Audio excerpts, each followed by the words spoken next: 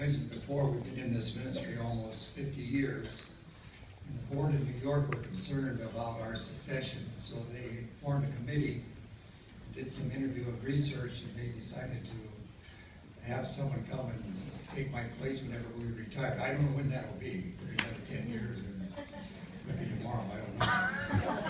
In fact, in New York, at our banquet there, I introduced the person that was going to take my place, and there was such a sounding clapping, and people really appreciate that choice. So the next day I resigned. But I wanted you to meet her. She's been a dear friend of mine for 20 years. It's been great working with her. Beth, Beth.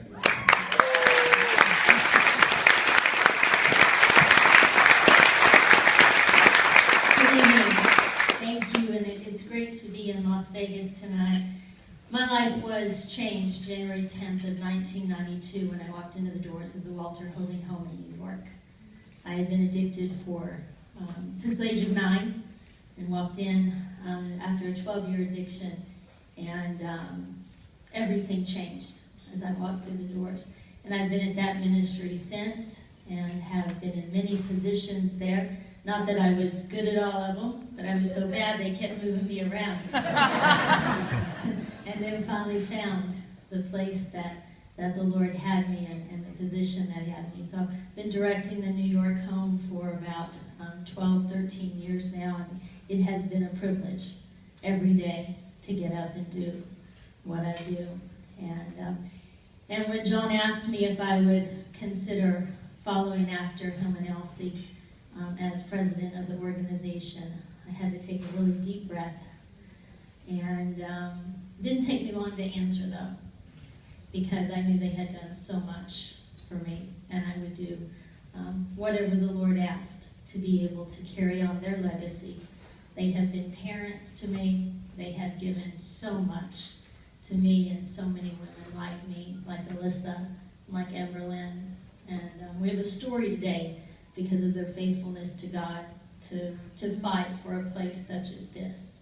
And it's a privilege to lead the New York home, and I'll consider it a privilege to oversee California, Vegas, and New York in the years to come. But we're in no hurry for them to retire. I have a 16-year-old son, and my husband Tim is here with me tonight. Tim, if you'll say hello so they can see you.